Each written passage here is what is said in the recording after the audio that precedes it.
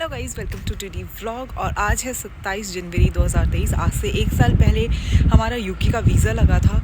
तो यही स्टोरी मैं बताने के लिए ये वीडियो बना रही हूँ। इसके पीछे क्या स्ट्रगल रहा और मेरे पास बिल्कुल भी टाइम नहीं है। अभी है मेरे ऑफिस आवर्स और ये है लंच। तो मैं बताती हूँ आपको कि जो सपना था वो मेरे हस्बैंड का था और उन्होंने ये 10 साल पहले ट्राई किया था यूके आने के लिए और या फिर किसी भी कंट्री में जाने के लिए, बट उनके 2 रिफ्यूजल आ गए थे और उसके बाद उनके एक मन में था कि मुझे बाहर जाना है, बस ऐसे ही था। तो वो ट्राई करते रहे। इत्तेफाक से वो कहते हैं ना, जब भगवान को आप किसी चीज़ को किसी शिद्दत से चाहते हो तो भगवान भी उसको पूरा करने में लग जाता है। तो हमारी शादी होती है, शायद शादी इसीलिए हुई थी कि उनका सपना पूरा हो सके।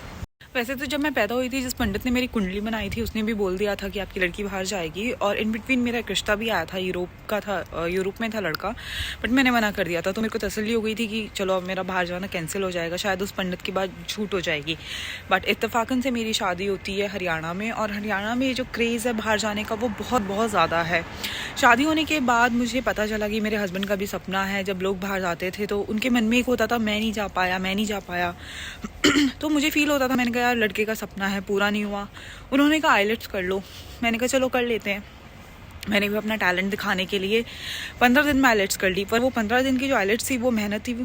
तो मैंने 15 दिन में आइलेट्स कर ली थी, पर विदाउट कोचिंग। जो उसके पीछे मेहनत थी वो ये थी कि मेरी शादी हुई थी गांव में, वहाँ पे नेटवर्क्स नहीं आते थे और मैं छत पे धूप में बैठ के पसीने में क्यू कार्ड्स वगैरह किया करती थी।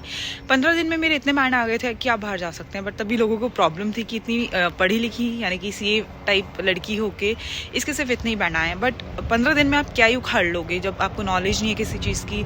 जिसमें कि जब मैं पेपर देने गई थी, जो मेरा लिसनिंग का एक सेक्शन था वो छूट ही गया था, क्योंकि जो एसेंट है वो बिल्कुल समझ नहीं आता। बट चलो कोई नहीं, मेरे बैंड आ गए थे बाहर जाने के लिए। तो उसके बाद चाहिए होता है पैसा अगर आप बाहर आते हैं। तो मेरे को नहीं पता था, शादी होने से पहले मुझे आइल्स के बारे में भी नहीं पता था, मुझे बाहर जाने के बारे में भी नहीं पता था। शादी होने के बाद पता चलता है कि आइल्स भी कोई एग्ज़ाम होता है और आप बाहर कैसे जाते हो। बट मुझे इतना नहीं नॉलेज नहीं थी कि जैसे अगर आपने CA वगैरह की हुई है तो आप जॉब पे बाहर आ सकते हैं। बट मेरे हस्बैंड ने जो वीज़ा लगवाया वो स्टूडेंट वीज़ा था और मैं उसी पे बाहर आ गई। मुझे इतनी नॉलेज नहीं थी। तो हमने कर ली आइलेट्स। उसके बाद 1 साल हम बैठे रहे, हमारे पास पैसा वगैरह नहीं था। तो जैसे लोग आते हैं बाहर तो वो नॉर्मली अपनी ज़मीन वगैरह धरती माता को ही बेच के आते हैं। तो मेरे हस्बैंड के साथ भी यही हुआ कि उनकी जो ज़मीन हुई वो बिकी।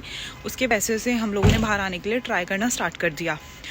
देन जो प्रोसीजर कुछ ऐसा रहा कि मेरी जो स्टडी हुई है वो UP से हुई है, मेरठ से। वहाँ किसी को भी पता नहीं था कि LOR वगैरह क्या होता है। तो हम मेरठ कॉलेज में गए LOR पूछने के लिए। उन्होंने बोल दिया कि ये क्या होता है, हम नहीं जानते। मतलब उन्हें समझ ही नहीं आ रहा था कुछ भी। तो हमें बड़ी स्ट्रगल लगी ये सारे पेपर्स कलेक्ट करने के लिए। इन बिटवीन क्या हुआ कि मेरी एक डिग्री नहीं, तो हमने पेपर्स लगा रखे थे यूके के और मेरी एक डिग्री नहीं आ पा रही थी।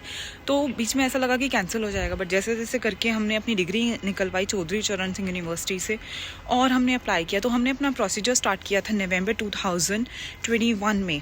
और फिर हमारा जो वीज़ा आया वो आया 27 जनवरी 2022। या आज से 1 साल पहले मेरे हस्बैंड का सपना पूरा हुआ। बट इसके पीछे जो भी टेंशन रही, हमने वीज़ा लगवाया, सब कुछ हुआ। तो ऐसा कुछ था कि मैं बड़े आराम से सोया करती थी और मेरे हस्बैंड को बड़ी टेंशन रहती थी। तो जैसे 27 जनवरी को ऐसा हमें मेल आई कि आपकी 27 जनवरी को वीज़ा आप कलेक्ट कर सकते हैं। तो हमने यमुनानगर अपना एड्रेस दिया था। हमने यमुनानगर पोस्ट ऑफिस का एड्रेस दिया था। तो मेरे हस्बैंड वो खुलने से पहले ही वहाँ जा चुके थे। उन्हें बहुत ज़्यादा टेंशन थी क्योंकि उनके पहले भी 2 रिफ्यूजल आ चुके थे। तो वो पहले ही वहाँ पे पहुँच गए ऑफिस खुलने से पहले ही। और वीज़ा मुझे था कहीं ना कहीं लग जाएगा। वो सोते भी नहीं थे, बड़ी टेंशन में रहते थे। तो मैंने वीज़ा ओपन किया और मैं वीडियो ऐड करूँगी, आप देखना उनके रिएक्शन। तो मुझे आना नहीं था बाहर, मेरा कोई सपना नहीं था, बट मुझे ये था कि चलो ट्राई करते हैं। और वीज़ा लग गया फाइनली। मतलब उन्हें वो 10 साल बाद उनका वो ड्रीम पूरा हुआ। मुझे उस बात की बहुत ज़्यादा खुशी हुई। बट उस दिन से मेरी नींद उड़ गई बाहर आने के लिए, क्योंकि मैं आपको और बाकी वीडियोस में बताऊंगी कि क्या स्ट्रगल होता है। और ये भी है कि अगर आप अच्छे पढ़े लिखे हैं तो आप प्लीज़ वर्क वीज़ा पे आएँ, आप स्टूडेंट वीज़ा पे ना आएँ। स्टूडेंट वीज़ा पे आके बहुत सारे नुकसान हैं। बट ये एक स्टोरी थी कि उन्होंने 10 साल पहले सपना देखा था और उनके मन में था तो गाइस ये उनका सपना था 10 साल पहले का, जो कि पूरा हुआ पिछले साल। और इस तरीके से हम बाहर आए। हाँ जी, मैं स्टूडेंट वीज़ा पे हूँ, मैं वर्क वीज़ा पे नहीं हूँ।